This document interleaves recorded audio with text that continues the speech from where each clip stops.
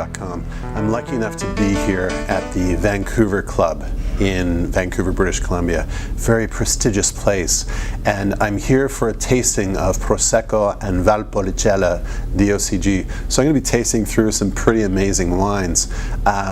But better than that, I also got a chance to sit down and interview with the communication and marketing directors for both Valpolicella and Prosecco. So sit back, enjoy some great tasting notes of wines that I tried, and I tell you, I learned some pretty amazing things about what's happening in Prosecco and Valpolicella. So first of all, of course, I need to say thank you for making the time to come to Vancouver and bring such beautiful Prosecco with you. It's a pleasure. No, actually the pleasure was entirely mine. Especially as I think you and I can both agree, this is the golden age of Prosecco. There's never been so much Prosecco of such beautiful quality available at very affordable prices, and people are loving it, right?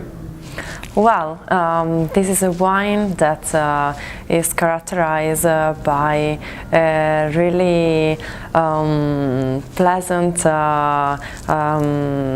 characteristics. Is a really it has an easy approach, really easy to drink, but it doesn't mean that it's a banal wine, because Prosecco, yes, became so popular. It seems really modern wine because it's produced in our case, in the historic area for Prosecco production. It's an area of only 15 commons, so it's produced in a small area, but it's sold in more than 80 countries in the world. But this development, this change in the way that the public sees Prosecco, this is very new, right? It's less than 10 years that Prosecco has been such a hot commodity in the marketplace, and why is that? Well, the success of this wine is due to its versatility, the fact that it can be matched with different kinds of food, not only Mediterranean, but also Asian food, and Japanese, Chinese, for example.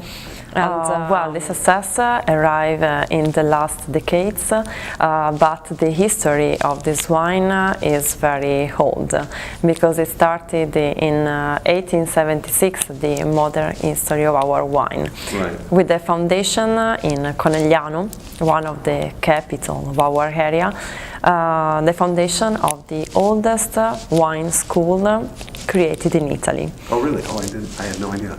Yes, and it's a school that it also exists nowadays, and played an important role in the past for the improvement of the method of production, and also nowadays it's important for continuing to develop and diffuse the wine culture in the area, and training the young technician that goes to work in our wineries.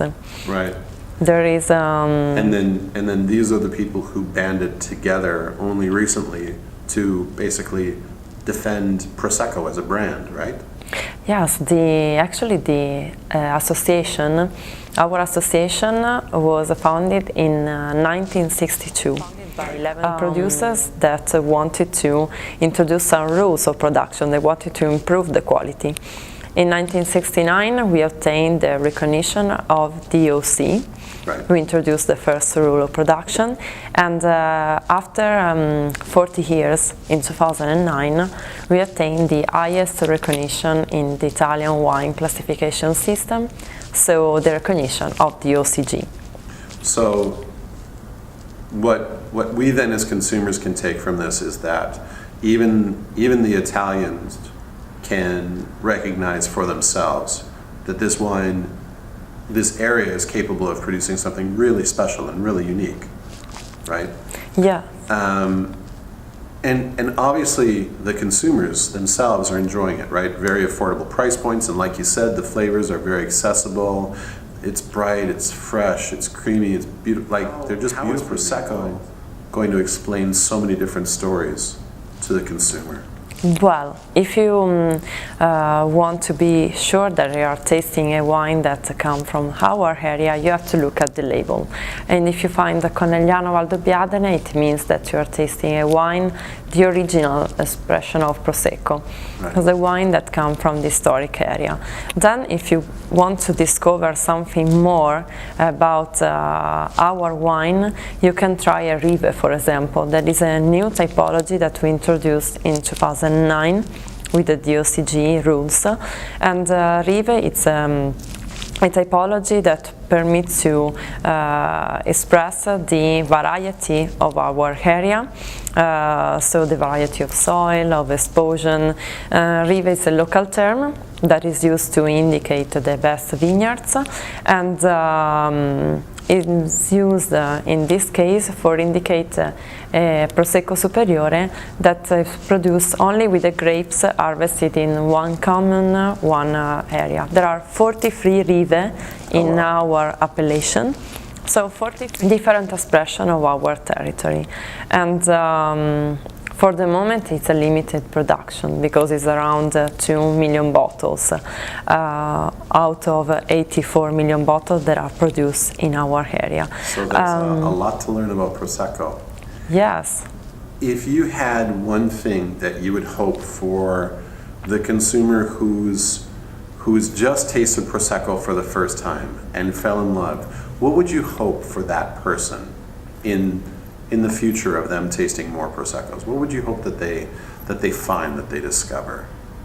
Well, I hope that they will go more in deep in the knowledge of our appellation, discovering this different version. So Rive, so Cartizze, that is like the Grand Cru.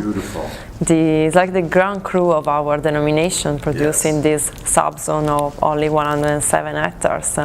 And then there is the Frizzante with the re-fermentation in the bottle, the Mito Ancestral. So another typology that represents the tradition of this wine when there was not the technology. So there are many little things to discover, and I hope also that a lot of consumers, if they really appreciate this wine, they come to visit the area, because it's the best way to know a wine, to see the landscape. A landscape that is also in line to be recognized like a UNESCO World Heritage Site. Well, I couldn't agree with you anymore. Thank you so much for making the time to be with me. You're welcome.